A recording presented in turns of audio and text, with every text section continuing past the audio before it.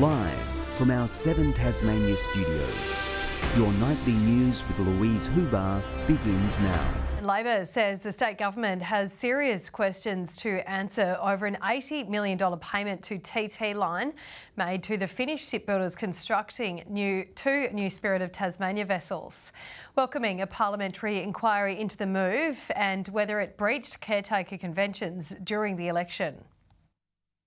The work that we need to see is around governance, but it's also about securing Tasmania's future. This is a complex project, no question about that. It's a big deal for the state, so we're happy to answer questions. TT Line is expecting to take ownership of the first vessel by Q3 this year. While humans are enjoying the final days of Dark Mofo's winter feast, it was our furry four-legged friends that had their turn to celebrate winter. The inaugural Bark Mofo Festival also raising money to help provide loving care to abandoned and displaced dogs. A perfect way to spend a Saturday afternoon. The Fern Tree Tavern filled with puppy love for the Bark Mofo Festival. Thought we'd put on an event for the dogs. It's turned into a dog competition. I think it's great. I mean, she just loves it. I mean, she's a bit overwhelmed, but she loves it, and all the pats and cuddles. Poochers putting their best paw forward in several competitions, from best dressed and even worst behaved. 15-year-old Nitro taking out the top gong in the fashion stakes, proving age is no barrier. What have you got to say? It's pretty special for us, yeah. He's been with us for a long time. Other furry friends and their owners enjoyed a feast instead. Dog treat bags. We've got Bark Mofo burgers, but they're just actually for the adults, because if anything was going to start a fight with 45 dogs, it would be food. The event raising vital funds for the Dogs Home of Tasmania, helping them look after unwanted pets from young to old. They lost $150,000 worth of sponsorship for their food recently, and we think the Dogs Home does a terrific job, and we'd just like to help them. Hoping to bark up at least $5,000 for the charity. Poochers of all sizes, ages and personalities in attendance today. At just 9 months old, Nacho here is probably the youngest out of around 45 dogs. Rebecca Gaidaneris, 7 Tasmania News. Tasmania's fire and emergency services are a step closer to combining with the appointment of the first Joint Commissioner for both the TFS and SES. Jeremy Smith will take on the role, reporting directly to the Minister and overseeing the new fire and emergency service. There's a lot of similarities with what we do, a lot of opportunities to share training, share equipment, share stations. The announcement coinciding with a joint one-day conference hosting around 400 SES and fire service members. Members of each organisation will continue to wear their respective logos and uniforms following the merger. If you're not a fan of hiking Tasmania's famous trails in summer, a winter walk might be just the ticket. While our landscapes may be at their most dramatic when temperatures drop, authorities are highlighting the dangers of setting off unprepared. There's nothing quite like Tasmania's winter wilderness. Snow-capped mountains and foggy landscapes draw nature lovers every year. But adventurers beware, treacherous conditions are common. Last night was extremely cold, foggy this morning, and we've got a beautiful day today, but it doesn't mean that by this afternoon that won't change again. Hikers can be caught short by unpredictable weather and fewer daylight hours to make it back to safety. It's cold, it's frightening, it's scary, especially if conditions change quickly. Last winter, police were called out to more than one search and rescue a day, scouring our vast wilderness for the lost, the injured and the unprepared. In order to save someone that's in trouble, we have to put others at risk, whether it be in the helicopter or on the ground. Police and park staff are hoping to avoid the same this season, teaming up to unpack what sightseers need to stay safe on the trails.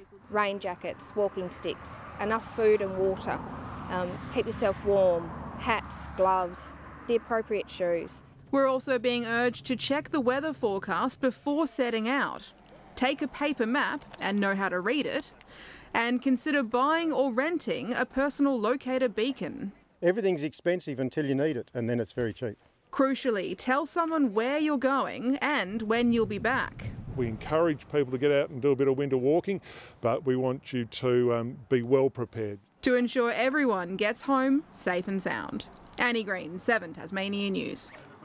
A Kingston man is preparing to walk in the footsteps of Australian soldiers who made the ultimate sacrifice.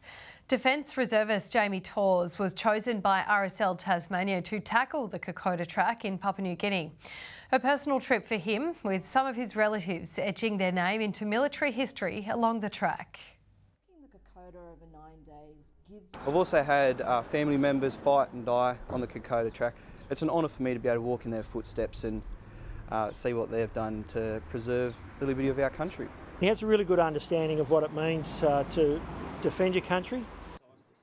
He leaves in 2 weeks, hoping to raise another $2,000 at a fundraiser tonight before embarking on his journey. Some lucky feline friends found new homes with 2 cat rescue organisations partnering together to put on the perfect adoption event. Held at the Moona Community Centre, more than 34 cats of all colours, ages and personalities were greeted by potential parents, with 26 finding forever homes. It was the first time Birch Grove Feline Assistance and Southern Tasmania Cat Rescue hosted the Feline Frenzy, with all proceeds from the event going towards their rescue and rehoming efforts.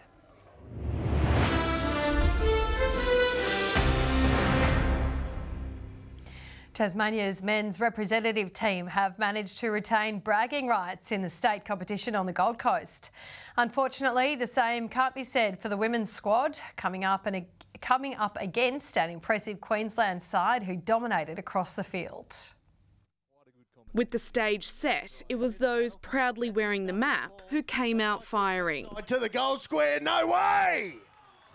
Oscar Van Dam, if you don't mind. Delivering 7 unanswered goals, Tasmania looked impressive. That's going, that's there. It wasn't until Queensland's on-ball pressure and back-to-back goals that kick-started the nerves amongst the visitors. That's a better defensive effort from Queensland. Despite the opponent's surge, it was Tasmania who held their ground, winning 133 to 87. There is the siren, and Tasmania claim the state game for the 2nd year running. Sadly, it was a different story for the Tassie women's rep side, unable to stop a classy and impressive Queensland performance. That's a good mark in the forward 50.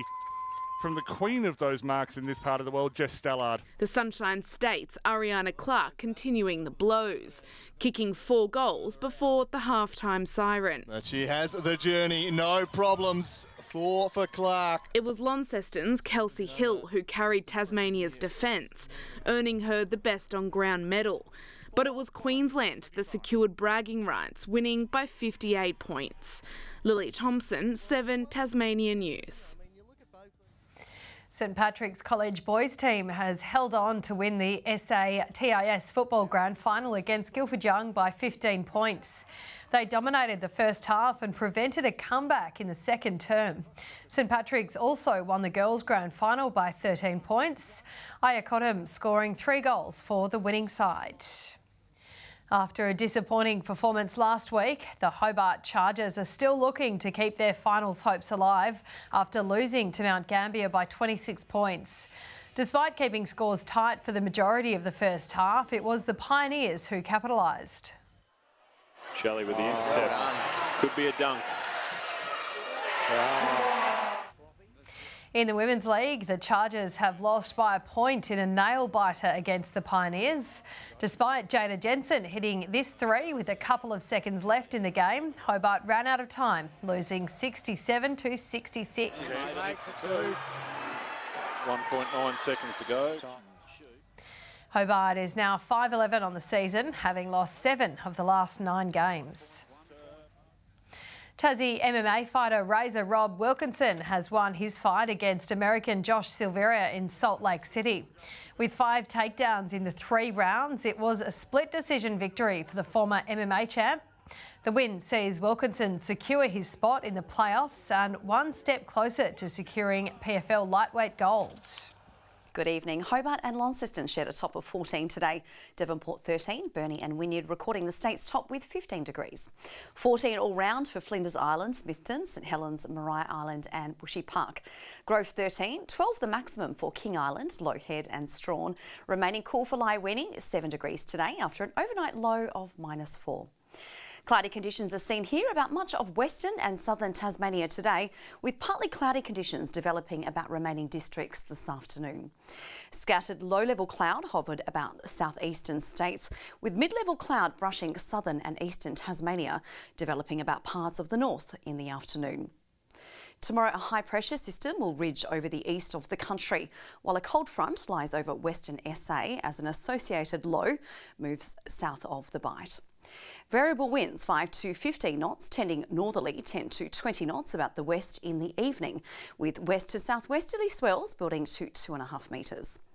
Now, a road weather alert continues for the north, central west, northeast, central plateau and the Midlands for this evening and tomorrow morning, causing dangerous driving conditions. Please stay safe on our roads. A partly cloudy day on the way for the south tomorrow. Hobart, Richmond and Ooze all 13. A morning frost for the north, followed by sunny skies. Launceston 14, 13 for Devonport, 12 the top for Deloraine. A fine and sunny day in Burnie 13. A bit of cloud for Strawn 12. Grey skies for Curry 13 there. Mostly sunny in St Helens 14, 14 also for Swansea and Whitemark, but partly cloudy.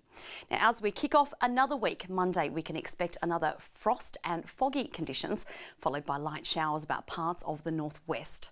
Tuesday, showers will continue about the northwest, extending to the north and west throughout the day, with icy conditions continuing. Wednesday, expected showers about the north and west, tending to the far south and Bass Strait Islands. Throughout the day, it will otherwise be a mainly fine day. Here's what's happening further north tomorrow. A morning frost for Alice Springs and Canberra, fine in Adelaide and Melbourne, 15. Showers are likely to ease later in Sydney, 17's the top there. A little bit cloudy across the state right now. Hobart 9 degrees, Launceston 7 and 8 for Devonport. And now that the winter solstice is out of the way, Lou, we can expect some slightly longer yet cooler days ahead. That's all your news for now. Thanks for joining us. We'll see you tomorrow. Good night.